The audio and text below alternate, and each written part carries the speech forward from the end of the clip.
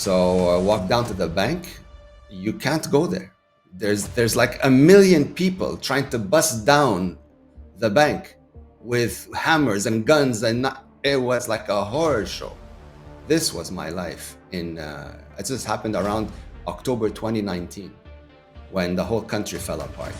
If a group of men come up to your real estate, to your house, with a bunch of guns and tell you to leave, what are you going to do? You're going to present them with a piece of paper and show them your name on it? They're gonna tell you have 10 seconds to leave or we're gonna carry you out. How do I know this? Because I lived it. If you notice throughout all of this marketing about the hype in Bitcoin, what are two words that they never mention? Self-custody. The days of being able to go out and buy Bitcoin, like how people are still doing now, those are going to disappear. I think maybe even that by the end of this year, maybe early next year. Hey guys, welcome back to the show. Today I'm here with Tony, which is founder at Bitcoin Way. How you doing, man? I'm fantastic, Maurizio. Thank you for having me, man. It's a pleasure to finally be here with you. Yeah, likewise. We had a fantastic chat off camera, guys. As always, in the description box, you will find Tony's profile.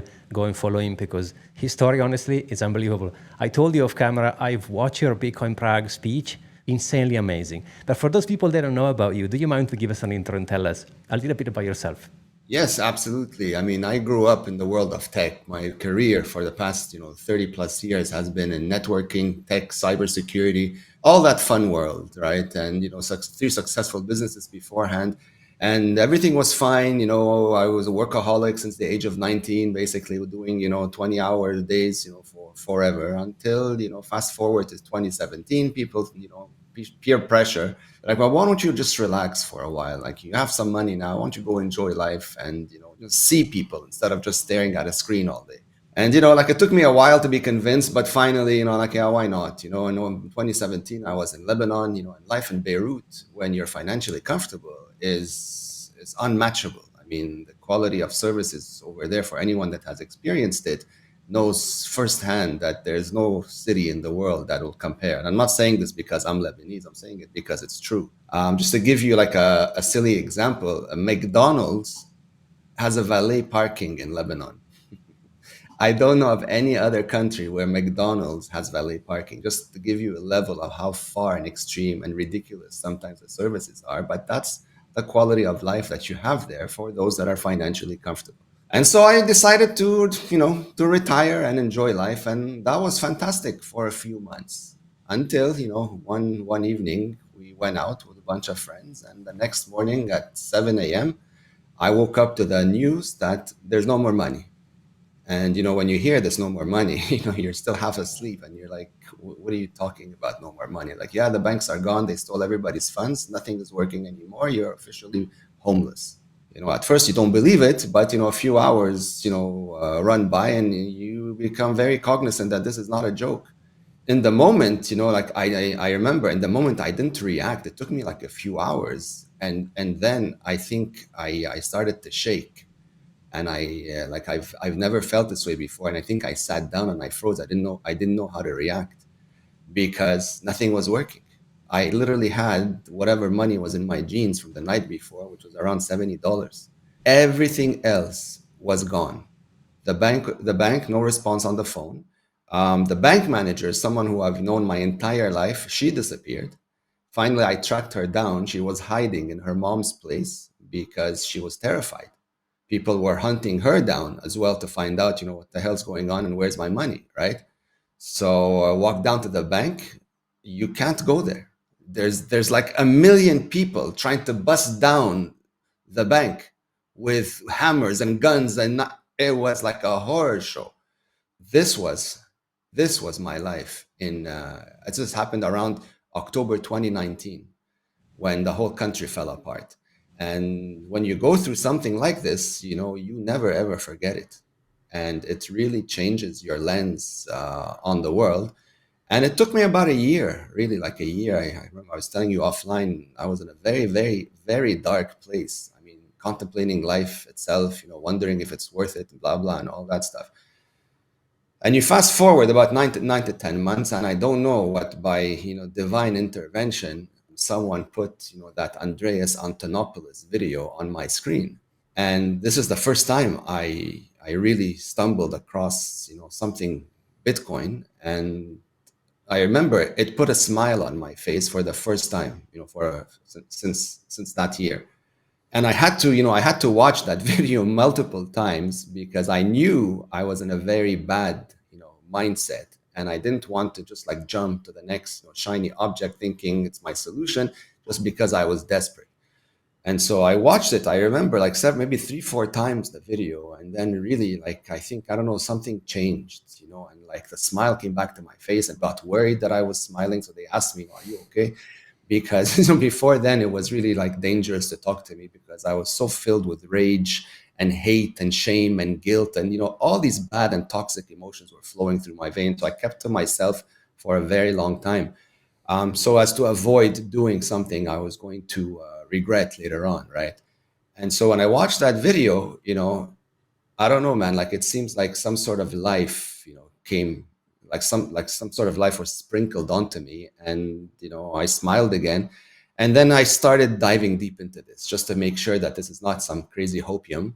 And of course, it's my playground, Bitcoin, the world of tech, So I tried to blow it up myself, and of course, no chance of doing that. And then, further down that rabbit hole, I also understood that many governments prior to me have tried to blow it up, and with all their infinite resources these idiots failed as well. So if they couldn't do it, no one was going to do it. And of course that was in 2019, early 2020. You fast forward to today, forget it. Now you've Bitcoin's adoption is like out of control. You've got government involvement, you've got institutional involvement. It's like it's going everywhere, and a lot of more folks are starting to pay attention to it, which is really, really exciting. So that's like the TLDR on me and my background, and what led me eventually to Bitcoin. And here we are, co-founded the Bitcoin Way, whose mission is pure education, to help avoid as many people as possible from living my story. Because the way I read the news now and I see what's unfolding, it's starting to become very clear to me that Lebanon is coming to every city around the world. It's just a question of who gets there first, and under what flavor it presents itself. Because of course it's not going to be an exact copy paste, but it's the result is going to be the same. Fiat money, the broken, the cause of this whole global garbage situation that we're in is because of the money. It's not money to begin with, and that is a fact that too many people to this day still don't comprehend. This is what we do here, man. We try to push out that education in order to save as many folks as possible and to teach them that as of 2008, the entire fiat system has become optional. You no longer have to live in it. You don't have to think about it anymore. You can use it, for the specific cases that you need it, but you can already step into the future, which I genuinely believe is going to be based on a Bitcoin standard. It will become the world reserve currency. It will become the money that 8 billion people eventually use, because the alternative is a life sentence. Thank you so much for sharing your story. I mean, I can't even imagine how much you've gone through in 2019. And we've seen instances, we've seen also Cyprus in 2010, right? So we've seen, like you said, copy paste, we've seen tests, whatever you want to label it. Why the money is so broken? How have we gone from a society where you have your bank account, you have your cards, and someone can snap something and just everything is gone? Like, how do we got there? Hey guys, I've got some exciting news. November 13 and 14, I will be attending the Bitcoin conference in Amsterdam. If you are coming, please stop by, say hello, let's connect in real life. In the description box, you'll find a 10% coupon. Grab it and get your ticket before it's too late. By the way, if you find my content any valuable, it will mean a lot if you could subscribe to the channel and slap the like button to support my journey. Thank you. That's a very good question, man. And it happened before we were born. I mean, this happened before we existed, unfortunately. It's back in the days where, communication was very easy to control if you had the resources. And back then, those resources belonged to a very small club of people. And these people turned out to be thieves who had this delusion, who believed that, they owned the right to own the world, basically, and eventually control what everybody does.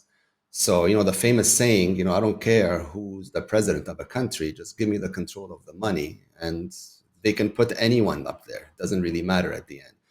And so this is how it started. That fiat Ponzi began, a long time ago, where, a group of thieves essentially concocted a system that they successfully managed to dupe the world, had value. And of course, in its infancy, nobody realizes it's a Ponzi because everything is working, and you sort of get used to that lifestyle. You go to work, you make money, you put it in a bank. Life's good. And in the beginning, it was good for those that had successful ideas and worked hard and made a good living. They had very comfortable lives. But you fast forward like a little bit over 100 years now, and of course, every Ponzi, every lie has an expiry date.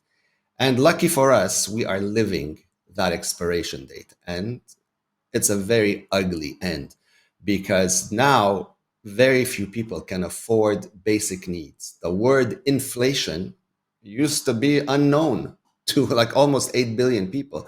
Now everybody knows what inflation means. And they know it not because, they opened up a dictionary. They know it because they walk into a supermarket and they can't afford anything, right? So the money printing, the money printing has existed for a very long time, but over time, the amount printed has gone up exponentially. And nobody really understands this, until there's an alternative that shines like a stark contrast to what that fiat world is. Like before 2008, before Bitcoin existed, how would you know fiat was complete garbage and actually what I call blood money? How would you know? You can't, because there's nothing to compare it to that shows you that there is something better, right? And so 2008, Satoshi Nakamoto gives the governments and central banks the middle finger and releases Bitcoin into the world with his message, enough is enough, this ends now. And so in the beginning, of course, everybody laughed at it, funny money, internet geeks and all that stuff, and they ignored it, thankfully. Fast forward enough time, boom. Now it's decentralized to the point where you cannot change this. But once you discover Bitcoin and you go down that rabbit hole, it really opens your eyes to, holy shit, man, I've been lied to since the day I took my first breath. Everything I've been taught in school is a complete fabrication. Everything that happened in the world didn't happen by fluke. It happened by design. All the wars, all the genocides, all the killings, all the robbings, all of this evil in this world was not by fluke. All the narratives we've been sold were all lies to keep us like brainwashed into that Ponzi, right? And so you don't realize all of this again until you have an alternative that like slaps you to wake up and to start paying attention, like into the facts, right? And so when I started learning about this, like if I was angry before, like my anger like took like an exponential, upgrade, because now I knew who was responsible for what, first of all, for what happened to me and every citizen in Lebanon, but two, what's been happening to the world since the beginning of time. And that lie is like has grown into such a big octopus that it's everywhere. That's why it seems like unstoppable, right? You cannot go head to head with the institution, the infrastructure behind this evil. You just can't. It's gotten too big. And so the only way to beat it is via that famous line, via a sly roundabout way that they cannot see, first of all, that they don't see coming, and two, that they cannot control. And that is what Satoshi Nakamoto successfully did when he relaunched Bitcoin in 2008. But first of all, Bitcoin is not the first attempt at, a digital money. It's the first version that actually worked. That's the difference. I'm sure they've tried this many times and it's failed, numerous times before, but Bitcoin actually worked. And you fast forward, to 2025, and here we are today. Bitcoin stronger than ever, has like an entire history of attacks against it. Governments, banned it, they made it illegal, they shunned it, they tried to throw narratives on it. Everything under the sun failed one by one, and it's stronger than ever. Adoption is growing faster than ever. People are starting to wake up to it more than ever. But despite all of this, there is still so much misunderstanding of what this asset is. And this is where the education is still required, aggressively, I would say, because the window of time for 8 billion people to understand this and really use it to their advantage is almost gone. So there's a lot of work to be done, but I'm very bullish on the future because I see it unfolding, and thankfully, it's going in a direction that I'd like to see. The default is like ignorance. Like, and I was in the same shoe. Like, I thought, oh yeah, my money's in the bank. I'm okay. Halas, as we say in Dubai, no, all good. Money's in the bank.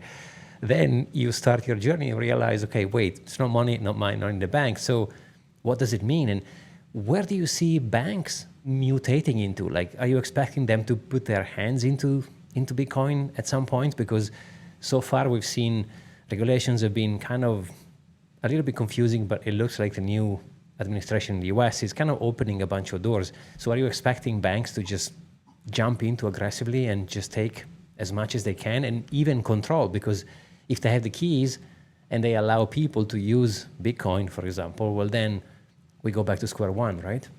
Yeah, and this is where there's still a lot of misunderstanding on this space. Banks, these parasites are dying. At least their current version of it is dying. What needs to be understood is that, first of all, the fiat money that we've been using, it's not money. Okay, this is worthless toilet paper printed out of thin air by a bunch of thieves, organized crime, a mafia, call it whatever you want.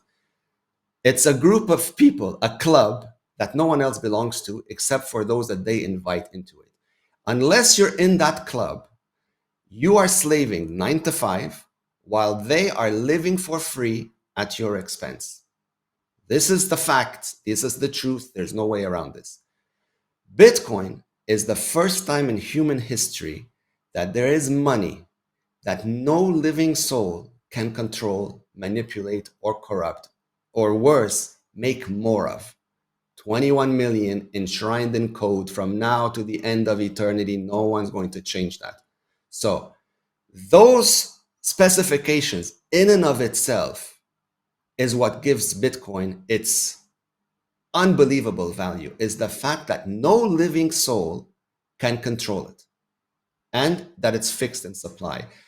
But it's available for everybody, the good, the bad, the ugly. Everybody's welcome to use Bitcoin because it's decentralized and it's just out there. Bitcoin doesn't care, doesn't discriminate. It doesn't know if you're a good person, it's a bad person. It just does its thing, TikTok, next block every 10 minutes. So of course they're going to adopt it because even they realize that the Ponzi is over. That worthless paper is just dead weight, taking up space for no reason. And there's no value. Like if they want to preserve their wealth, it's going to have to funnel its way into something that has value, right? And this is why at some point, I believe 900 trillion plus dollars worth of assets are going to find its way into Bitcoin. So the banks for sure are going to come into this game. This is why you're seeing governments adopt it. And be very careful about this movement with governments and institutions and banks adopting Bitcoin. They're not adopting it because they love it. Okay, this is like a marketing gimmick that's being spewed out there. They are adopting it because they have no choice. And at the same time, they understand that the world is still ignorant about what this thing is. So in my view, this is how they attack it, right? So they can't hit it head on with the tech. They tried before, they failed. That's not going to work. So the way they attack it is by pushing out a narrative that hopefully dupes enough people to think that their version is the good version of Bitcoin. So the ETFs, that the Bitcoin treasuries, all these worthless, high risk services, borrow against your Bitcoin, use leverage, all that TradFi garbage is how the legacy system attacks Bitcoin because it keeps you dependent on them. If you notice throughout all of this marketing about the hype in Bitcoin, what are two words that they never mention?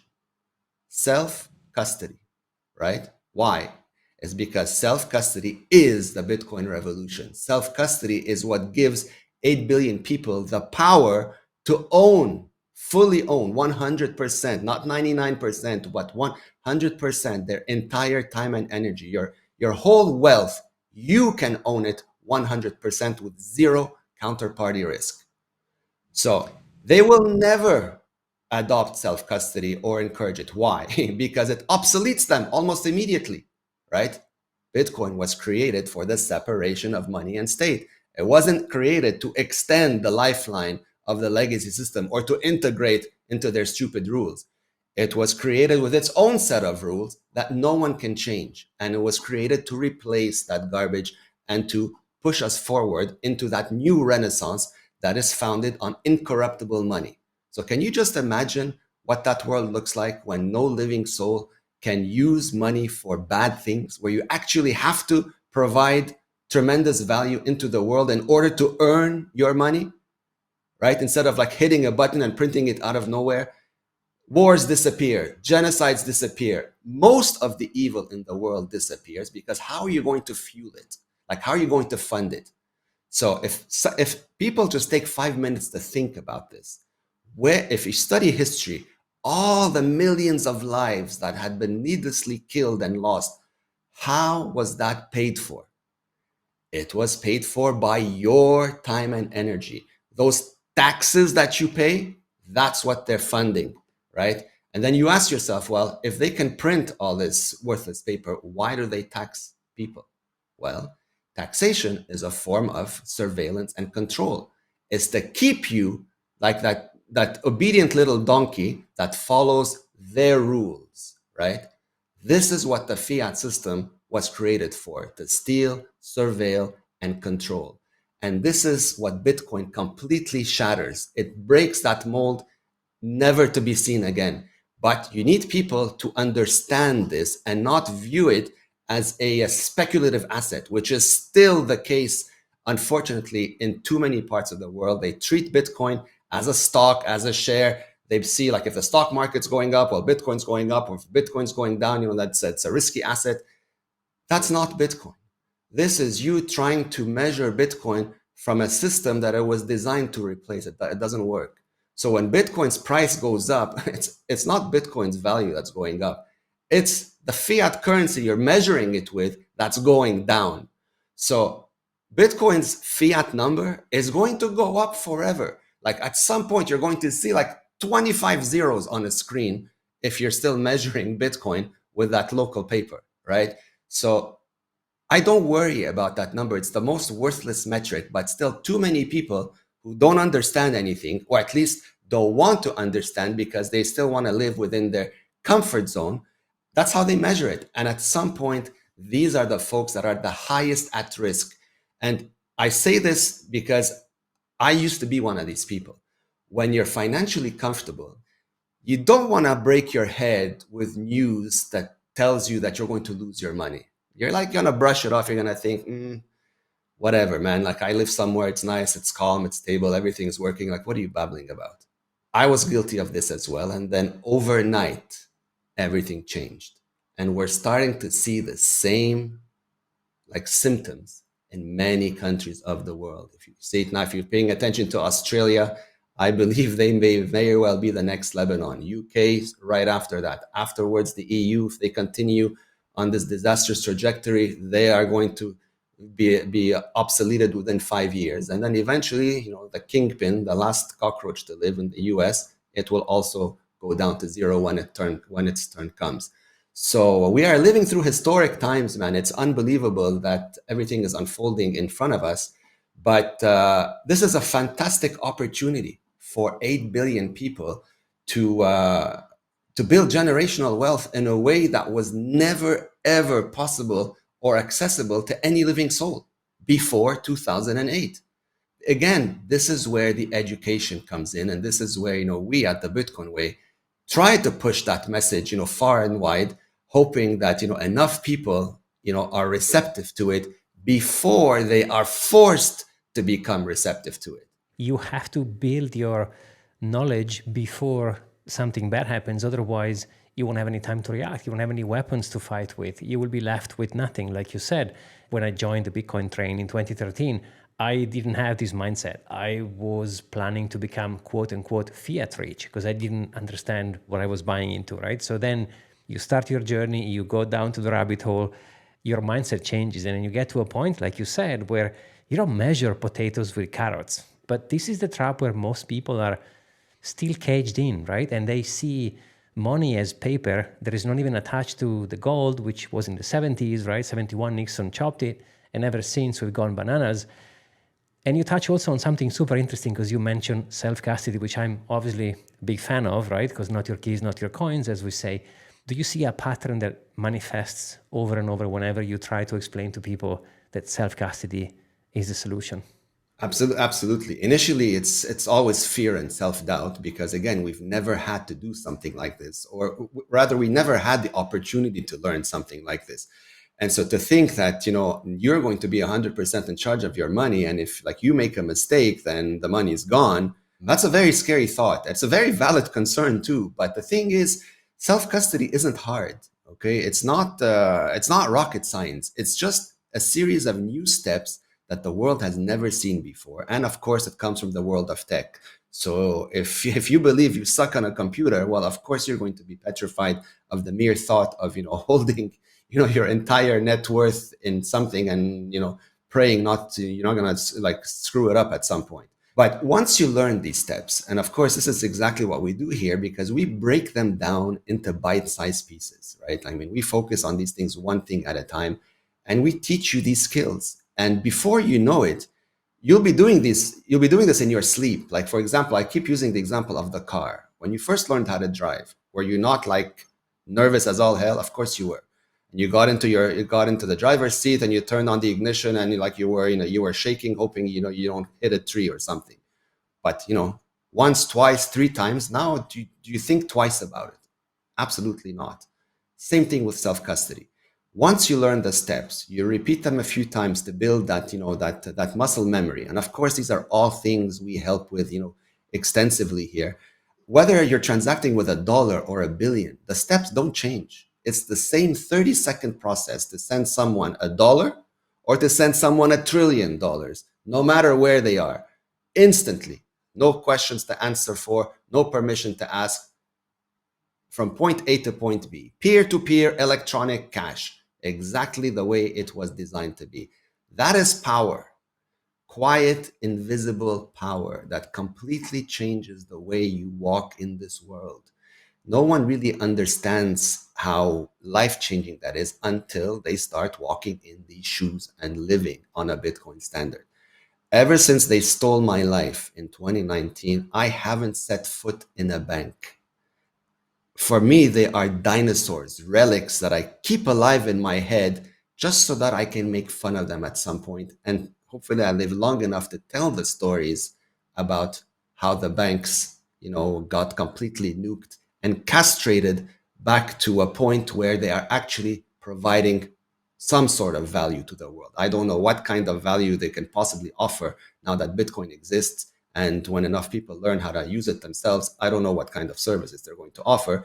But of course, it's not a light switch. So there's going to be a transition where the banks are going to market, don't worry about self-custody, come, we'll hold it for you and everything will be fine. This is the trap that a lot of people, I am 100% sure, are going to fall right into because they think it's safer that way until an event comes along and the bank tells them, adios, no more money. Risk of confiscation, risks of bank account closures, all these third-party risks, they will happen when the time is right. This is an inescapable reality that too many folks still don't want to believe, especially those that live in countries that are still financially, quote unquote, comfortable. You are the most at risk because you are blinded to the other side of what's coming your way. So my message to these folks is that don't look at the number of zeros that you have on your screen. I used to do this as well until I woke up one morning and there was just one big fat zero. So if you don't want to be staring at a single digit, well, you have to understand that the world is changing. The times are changing. And if you don't change with it, you are going to go down with the ship right along with whatever's coming because every empire collapses. Every fiat currency dies. The difference is we are actually living during a time that we're seeing it happen. So a lot of exciting things ahead, man. It's wild times that we're living through, but again, this is a massive, massive, massive opportunity for a shift of generational wealth for those that are paying attention, that are simply, sitting down, learning a few steps and understanding that this is the way forward. We are not going back to the fax machine or the Stone Age. Gold, real estate, these had values in a world before incorruptible money. You had no other alternatives. These were like the best horses to bet on. But now you have something that is like a major upgrade to all of them. And the other two, unless you have an army to protect them, they're not really yours. If you try to move gold, good luck. If a group of men come up to your real estate, to your house with a bunch of guns and tell you to leave, what are you going to do? You're going to present them with a piece of paper and show them your name on it? They're going to tell you have 10 seconds to leave or we're going to carry you out. How do I know this? Because I lived it. So nothing in this world is yours 100%, again, unless you have an army to protect it. Survival of the fittest. But your private keys, those no one can take away from you unless you give them up. So whether you live or die, if the private keys remain a secret, no one has access to that wealth. That is a game changer. And that is, again, that quiet, invisible power that will change like family bloodlines forever going forward. For me, the crazy part is some people would want to trust institutions. What do you mean you don't trust the government? What do you mean you don't trust the bank? I don't want self-responsibility. I understand there is a problem here, but I don't want to take custody. 100%. And these people will never learn until they lose everything. And so until that happens, somehow they magically believe that, they'll miss that tornado. I don't know. I hope they're right, but logically speaking and mathematically speaking, it's an unavoidable certainty. The money printing will not stop. It cannot stop.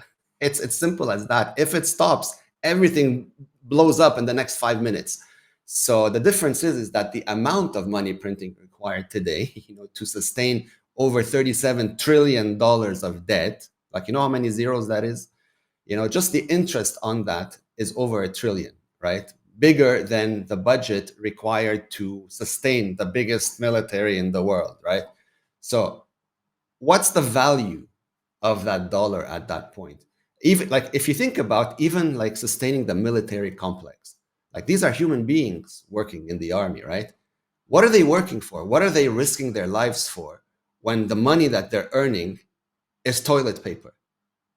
Like, how long do you think that'll last? In Lebanon, a soldier was making the equivalent of $50 a month when everything fell apart, risking his life every day.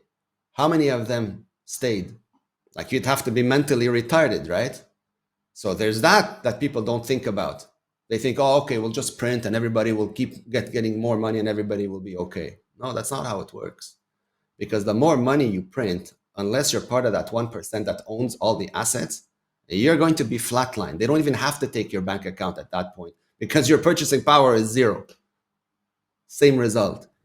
It's crazy how so many people still don't understand this, but they will. It's just a question of time. I just don't want to see people go through a version of what I lived through because it is a very ugly movie.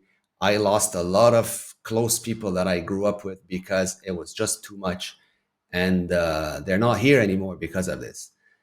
This trauma keeps me up at night, very regularly. I mean, it's been 6 or 7 years now, but believe me, there are nights where it could have just happened last night. So it's bad in a way, but it's also good in another way that it keeps me very grounded and mission oriented. Ever since they stole my entire wealth and life savings, money means nothing to me. I am not doing what I do today for the money. I keep telling everybody this. I don't give a about the money, honestly. I mean, sure, it's nice not to have to eat spaghetti and rice cakes, every day. But beyond that, my 24/7 purpose here, like my adrenaline when I open my eyes, is to teach because I want to build an army. That's my mission, is to build an army of intellectual folks that understand that now the power is in their hands. They don't need to ask permission anymore. They have the power to do whatever they want as long as they follow legitimate rules, not this concocted garbage that changes every week to fit a narrative. Those are not rules and laws to be listened to or obeyed by any stretch.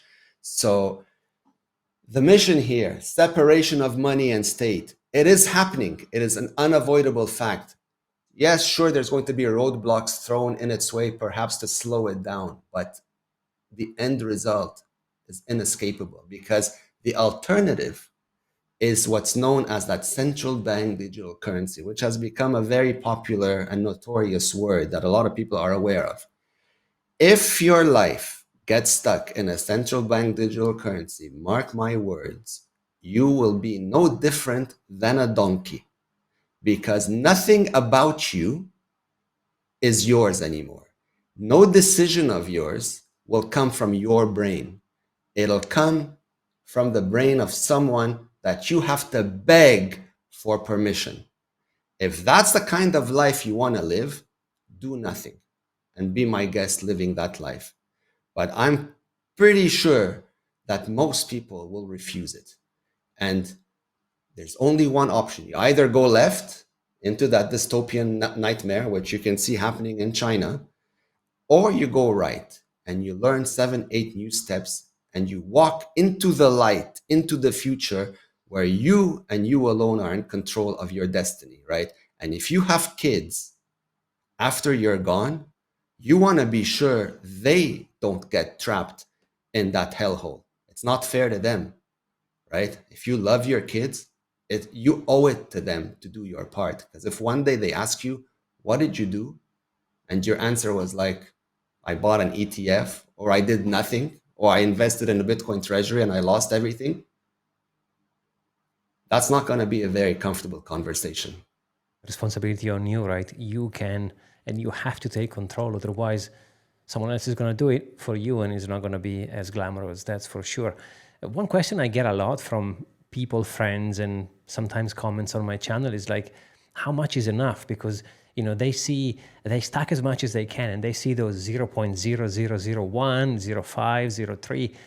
And I am trying to tell them that it doesn't matter as long as they stack as much as they can. Judging by where things are going, I think even a simple 0.01, maybe 10, 15 years from now is going to do a massive, massive difference to anyone. Yeah, this is a very good question, but it's also a very tricky one because I guess it depends on how old you are. Let's say, assuming you're an 80-year-old person, right? That believes that doesn't have, I don't know, 15, 20 years, right? So how do you benefit from Bitcoin today? Well, there's one path for someone like that to take. But for the younger crowd, those that are still, fairly young and active and all that, the goal is to have more Bitcoin than you had yesterday. Bitcoin is not an investment, it's a savings. So, I hear this, yeah, but it's too expensive now. Forget it. I missed the boat. I'm like, what are you talking about? You missed the boat. You want $1 million, right? Yeah, of course. Do you have it? No. Do you want it? Yes. Are you going to get it tomorrow in one shot? So, why do you want to get one Bitcoin in one go? It's a savings technology. Add to your Bitcoin as time goes on, right? Like instead of spending money on something retarded that you're going to regret later on, save. It changes your lens on the value and perception of money, right? So you need people to understand this. It's not a light switch, unfortunately. Fiat is going to be around for a while, and a lot of people by default are always going to measure their wealth by how high this number goes and how low it goes, because again, they're measuring it by dollars or euros and what have you. That is not the right mindset. Have money to live, in the moment. So if you want to adopt a Bitcoin standard, like what I do, for example, if I have a fiat bill that I have to pay, I sell specifically that amount to cover that bill, and then I never look back. Everything else remains in Bitcoin. That volatility is part of the game. It's part of the transition. It's not going to be like an uphill, from 0 to 100 in a straight line. You're going to see this because the legacy system is not just going to leave peacefully. They're going to attack, put roadblocks, do whatever they can in order to remain relevant, and those unfortunately will cause these swings. But if you zoom out, you'll notice that never fails. Over time, Bitcoin is always up despite this. So as long as you're contributing value into the world and you're generating an income in whatever way, shape, or form, whether it's fiat or earning in Bitcoin, preferably, just keep adding to your stack. Bitcoin is a savings technology. It's not an investment.